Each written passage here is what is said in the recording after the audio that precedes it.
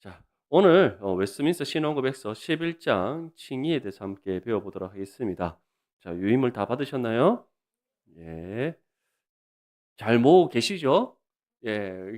이게 그냥 단순히 뭐 저희가 이게 모으면 소정의 선물을 드린다, 뭐 그런 의미도 있지만, 제일 중요한 거는 이걸 가지고 여러분들이 한 번씩 복습을 해 보시면, 또 이걸 통해 우리가 말씀을, 또 우리의 신앙의 교리를 더 분명히 알아갈 수 있는 유익함이 있기 때문에 꼭 잘 모아 두시고 한 번씩 또 돌아가면서 복습을 하면 좋을 것 같습니다. 자, 우리 지난주에는 효력 있는 부르심에 대해서 함께 배웠습니다. 이 부르심이라는 것은 하나님께서 창세전에 구별하게 택하신 모든 사람들을 하나님께서 정하신 때에 부르셔서 구원하신다는 겁니다. 근데 이것이 능동적인가 수동적인가? 오늘 우리가 아브라함에 대해서도 함께 살펴봤듯이, 이런 하나님의 부르심에 우리가 반응하여 나아가는 것은 능동적으로 이루어지는 것이 아니라 수동적으로 이루어진다. 왜 그렇습니까? 하나님께서 부르시지 않고서는 누구도 하나님께로 나아갈 수 없기 때문입니다.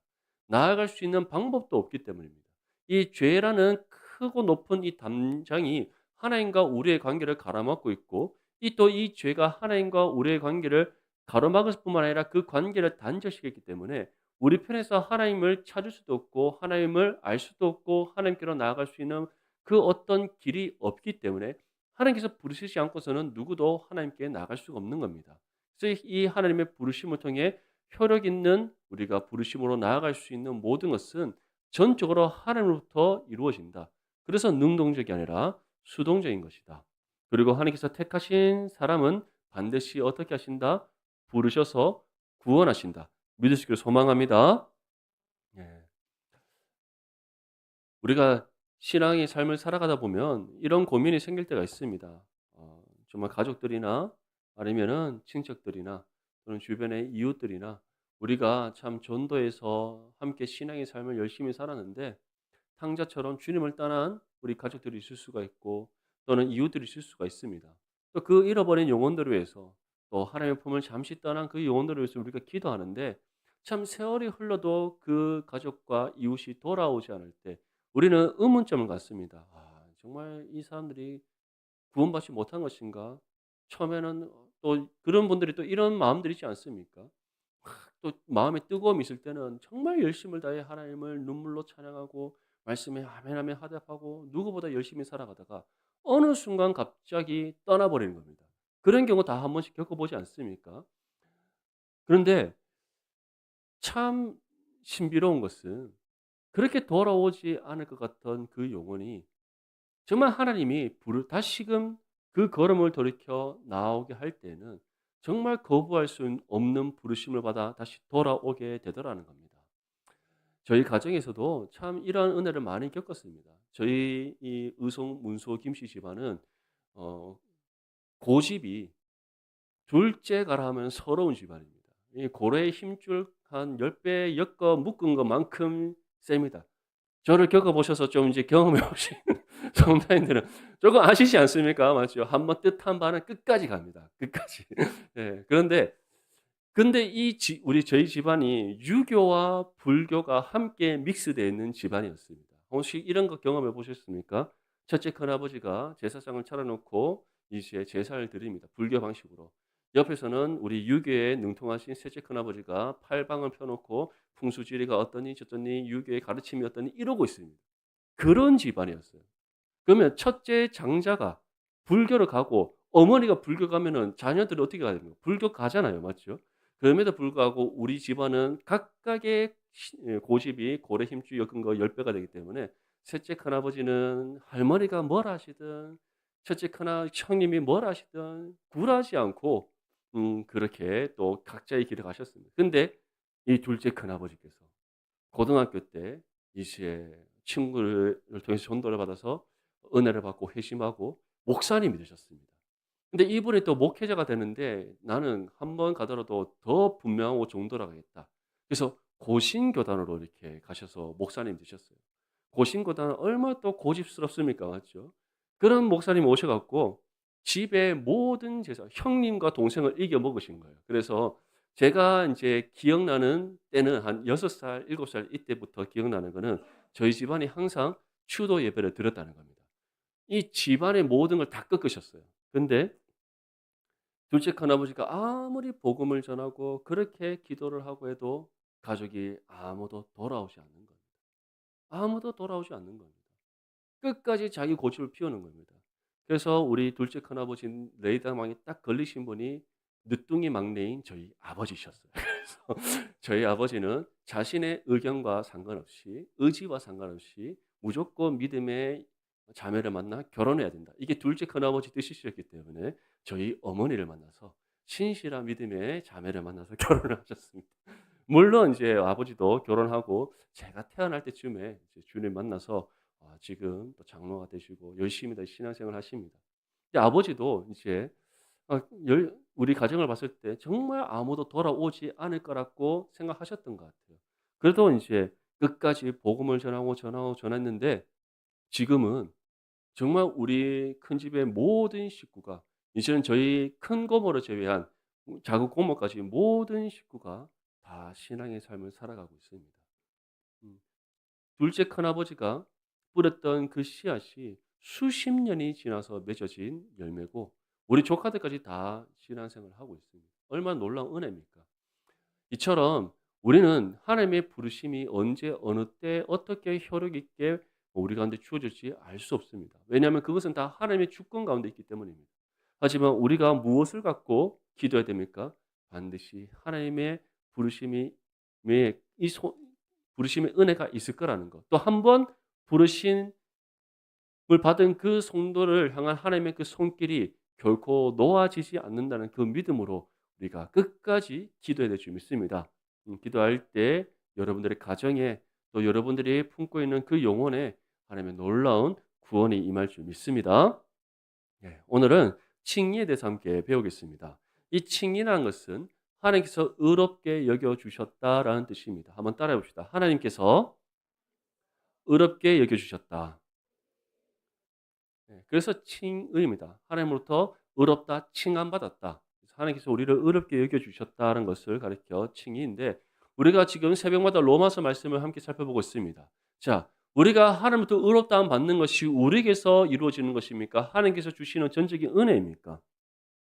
하나님께서 전적으로 베풀어 주시는 은혜입니다. 그리고 우리가 어떻게 의롭다함 받을 수 있습니까? 바울이 반복해서 강조하듯이 율법의 행위가 아니라 오직 믿음으로 의롭다함 받는 줄 믿습니다.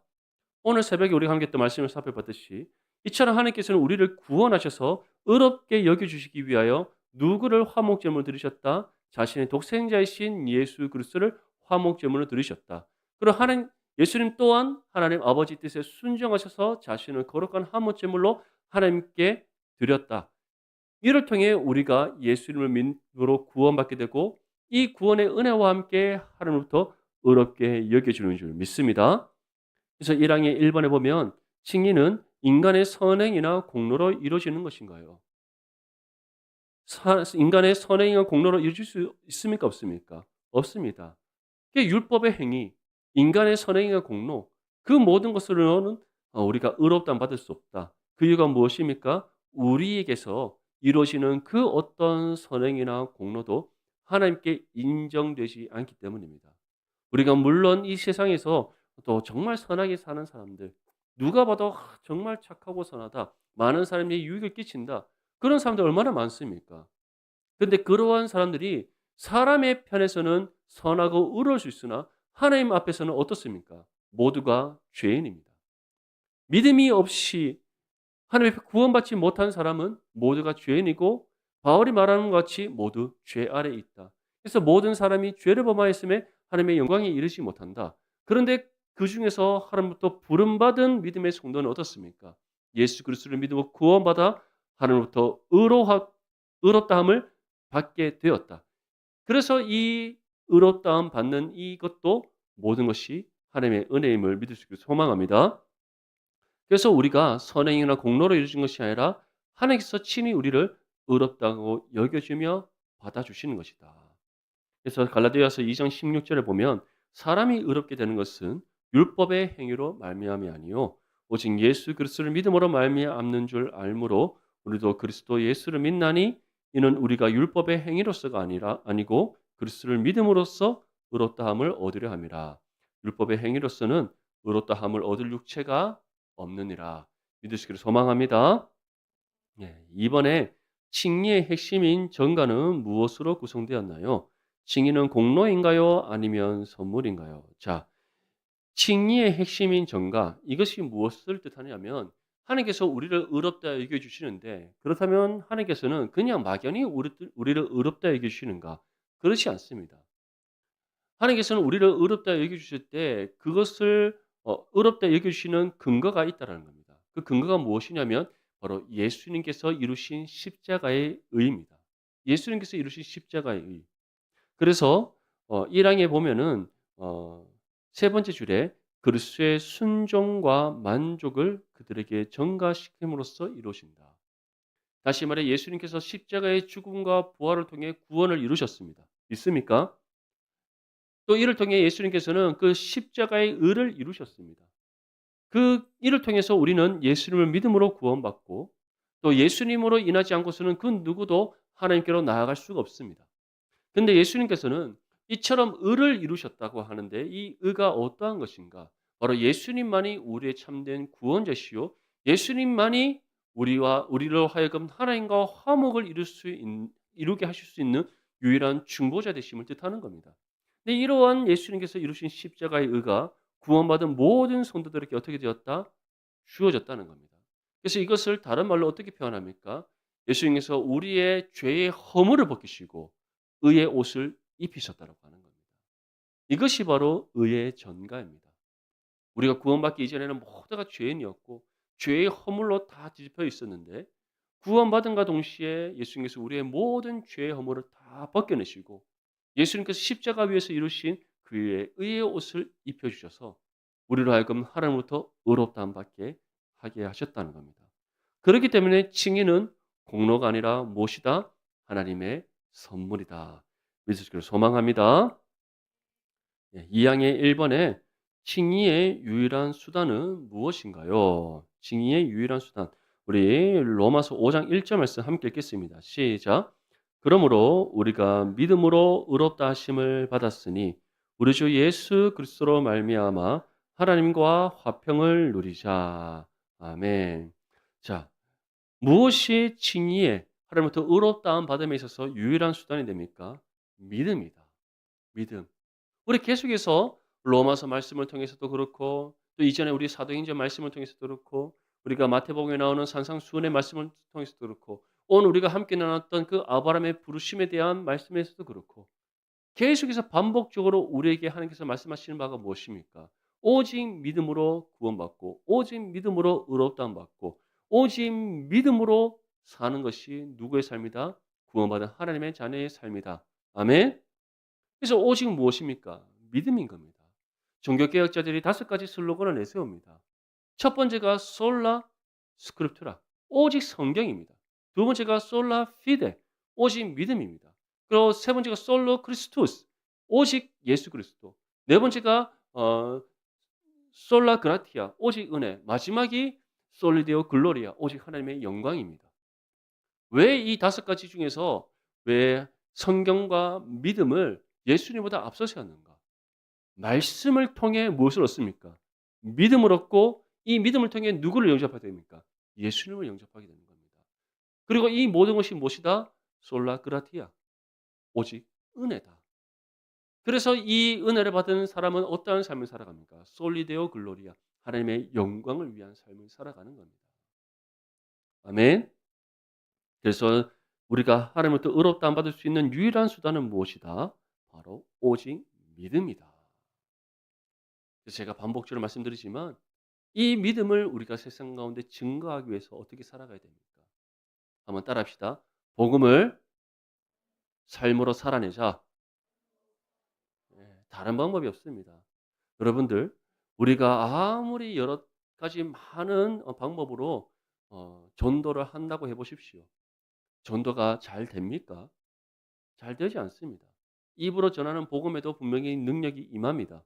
우리가 또 여러 가지 또 프로그램으로 우리가 전도를 할 때 또 그것으로 또 우리가 사람들을 예배 자리로 인도할 수 있습니다. 하지만 이것은 지극히 작은 영향력에 불과합니다. 우리가 복음을 전하기 전에 사람들은 무엇을 봅니까? 우리의 삶을 봅니다. 결국 우리의 삶이 말씀과 일치를 이루어지지 않은 채 입술로서 복음을 전해봤자 그 복음의 능력이 임할 수가 없는 겁니다. 바울이 가장 먼저 한 것이 무엇입니까? 그냥 아무 때나 가서 복음 전했습니까? 그렇지 않습니다. 바울은 복음을 전하는 지역에 가서 그곳에서 먼저 삶으로 복음을 살아내고 그리고 회당에 가서 복음을 전했더니 어떠한 은혜가 임합니까? 놀라운 하나님의 구원의 역사가 임하는 겁니다. 예루살렘에서도 마찬가지입니다. 예수님의 제자들이 어떠한 삶을 살았습니까? 예수님과 함께 3년 동안 공생의 삶을 살았습니다. 그 삶을 통해 누구의 삶을 본받은 겁니까? 예수님의 삶을 본받았습니다.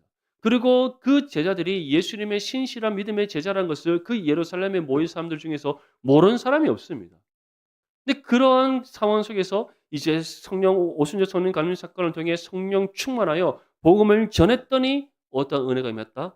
구원의 놀라운 역사가 임한 겁니다. 사랑하는 성도 여러분, 이처럼 믿음을 말씀으로 믿음으로 말씀을 먼저 살아냄이 중요합니다. 그다음 우리가 복음을 전했을 때 놀라운 하나님의 구원의 역사가 임한 줄 믿습니다.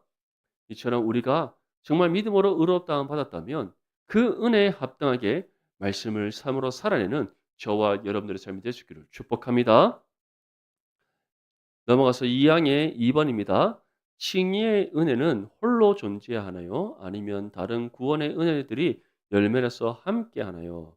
우리 야고보서 2장 22절 말씀을 함께 읽겠습니다. 시작.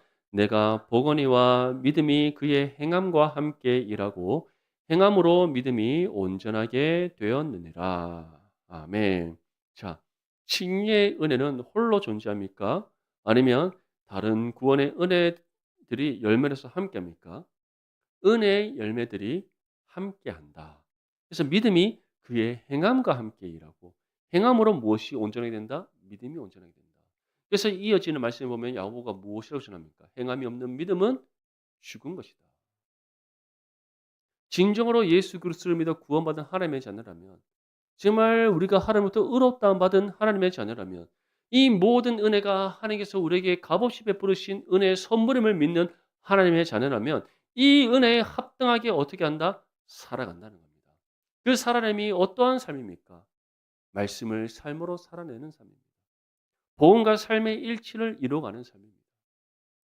사랑하는 성도 여러분, 우리가 한평생 신앙생활을 하는데 우리 삶을 보고 와 정말 당신을 보니까 정말 당신은 정말 그리스도인인 것 같다. 정말 당신은 믿음의 사람인 것 같다. 세상으로부터 이런 인정받을 수 있어야 될 줄 믿습니다. 아멘. 우리가 한평생 신앙생활 살아가는데 우리를 가리켜서 정말 당신이 예수님 믿는 사람인지 몰랐다라고 그런 대답을 받는다면 우리는 삶을 돌아봐야 됩니다. 내가 믿음만 있고 행함은 없었는지, 내가 믿음이 있음에도 불구하고 행함이 뒤따라오지 않는 그런 외식하는 사람의 모습은 아니었는지 돌아봐야 되는 겁니다.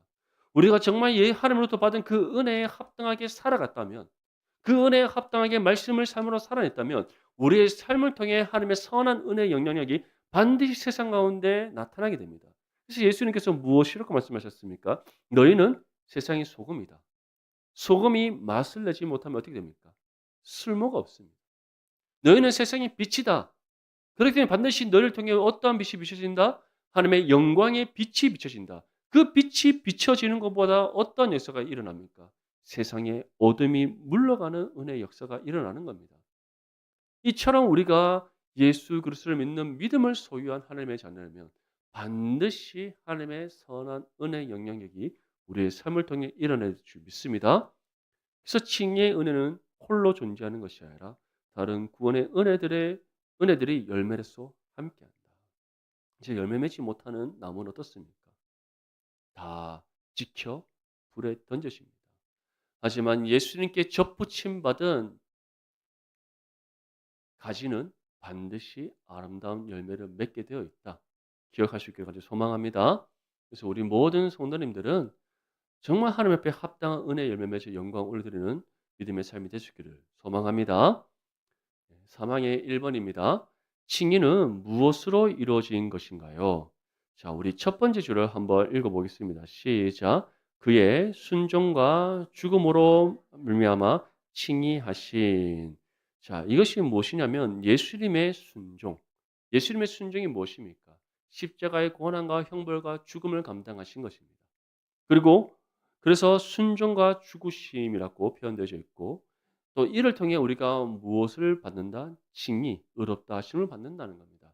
다시 말해 예수님의 그 십자가의 은혜가 아니고서는 누구도 의롭다함을 받을 수 없다. 왜냐하면 우리의 죄 문제가 해결되지 않고서는 하나님의 구원이 임할 수가 없기 때문입니다. 1차적으로 우리의 죄 문제 해결이 반드시 있어야 됩니다. 이것을 아시는 하나님이시기 때문에 그리고 이 죄 문제를 해결함에 있어서는 우리가 할 수 없기 때문에 오직 하나님만이 해결할 수 있는 우리의 죄 문제이기 때문에 하나님께서는 누구를 이 땅 안에 보내신 겁니까? 독생자 예수님을 세상에 보내신 겁니다. 그래서 말씀이 육신이 되어 이 땅 가운데 오셨고 그리고 예수님께서는 우리의 모든 죄를 짊어지시고 세상의 모든 죄를 짊어지시고 십자가 죽음을 감당하심으로 우리 죄 문제를 해결하셨던 겁니다. 그래서 예수님의 그 십자가의 고난의 순종과 죽으심으로 인하여서 우리 죄 문제가 해결됨으로써 우리가 의롭다함을 받게 된 줄 믿습니다. 그래서 로마서 5장 9절에서 10절 말씀에 그러면 이제 우리가 그의 피로 말미암아 의롭다 하심을 받았으니 더욱 그로 말미암아 진노하심에서 구원을 받을 것이니 곧 우리가 원수 되었을 때에 그의 아들의 죽으심으로 말미암아 하나님과 화목하게 되었은즉 화목하게 된 자로서는 더욱 그의 살아나심으로 말미암아 구원을 받을 것이니라. 아멘. 이처럼 예수님의 십자가의 죽음이 우리의 모든 죄를 없이 하게 하셨고 또 예수님의 그 부활이 우리에게 새 생명을 줌으로써 다시 살아난 존재가 되게 하셨다는 겁니다. 이를 통해 우리의 죄 문제가 해결됨으로써 하나님과 화목을 이루고 또 예수님을 통해 우리가 새 생명을 얻음으로써 하나님의 자녀로서의 신분과 권세를 받게 된 겁니다. 그리고 결과적으로는 우리에게 어떤 은혜가 임했다? 의롭다 하심을 받음으로써 영생에 이르는 은혜가 주어졌다. 이 은혜를 받았음을 믿습니까? 그렇다면 이 은혜를 받은 것을 그치지 말고 이 은혜에 합당하게 삶으로 살아내는 저와 여러분들이 수 간절히 소망합니다. 그래서 우리 바깥에 걸려있는 현수막 거기에 우리 어떻게 되어 있습니까? 우리 연구표의 중점 세 가지 사항 중에 두 번째가 뭡니까? 복음과 삶의 일치를 이루는 교회. 할렐루야. 우리 성도님들 이 삼익 뉴타운을 비롯한 내당 사동 온 지역을 돌아다닐 때마다 우리 성도님들 다 보면 정말 내당 중보교회 성도는 다르다. 정말 우리 내당 중보교회 성도들은 정말 다르다. 인정받는 삶이 될 수 있기를 소망합니다. 그래서 세상의 소금과 빛으로서 정말 이 땅 가운데 하나님의 말씀으로 세상을 변화시켜 나가고 하나님의 영광의 빛을 비추어 세상 가운데 하나님의 살아계심을 증거하는 저와 여러분들의 삶이 될 수 있기를 축복합니다. 마지막으로 사망 2번입니다. 칭의는 인간의 공로로 주어지는 것인가요? 아니면 은혜의 선물인가요? 자, 우리 로마서 3장 24절 말씀 함께 읽겠습니다. 시작. 그리스도 예수 안에 있는 성령으로 말미암아 하나님의 은혜로 값없이 의롭다 하심을 얻은 자 되었느니라. 아멘. 오늘 우리 새벽에 함께 또 살펴봤던 말씀입니다. 어떻게 우리에게 의롭다 하심이 주어졌다? 값없는 하나님의 은혜로 주어졌다. 율법의 행위로 되지 않습니다. 다른 어떤 것으로 되지 않습니다. 오직 믿음으로 구원받고 믿음으로 의롭다함을 받는 줄 믿습니다. 그래서 우리에게서 비롯되어진 것이 아무것도 없기 때문에 우리는 자랑할 만한 것이 없습니다. 신앙의 연수가 어떻고 어떠한 직분을 가졌고 어떠한 섬김과 봉사를 했고 그것이 우리의 자랑이 되어서는 안 됩니다. 예수님께서는 그러한 사람을 가리켜 외식하는 자라고 분명히 우리에게 경고하셨습니다. 그래서 제자들에게 무엇을 닮지 말라 하셨습니까? 바리새인의 누룩을 닮지 말라 하셨던 겁니다. 우리가 귀한 직분 받은 것 하나님의 은혜인 줄 믿습니다. 받을 자격 없는 우리에게 하나님께서 섬길 수 있는 기회를 직분을 통해 주신 겁니다. 우리가 정말 하나님 앞에 신앙의 삶을 살아갈 수 있는 것 하나님의 은혜인 줄 믿습니다. 일용할 양식을 우리가 얻고 살아갈 수 있는 것 하나님의 은혜인 줄 믿습니다. 모든 것이 하나님의 은혜입니다. 그렇기에 우리는 자랑할 것이 없고 오직 하나님께 드릴 것은 감사의 제목밖에 없는 줄 믿습니다. 이 사실을 기억하면서 오늘 내일부터 새롭게 시작되는 한 주간의 삶이 정말 주님의 은혜 가운데 감사함으로 영광 올려드리는 거룩한 삶이 되시기를 주님의 이름으로 축복합니다.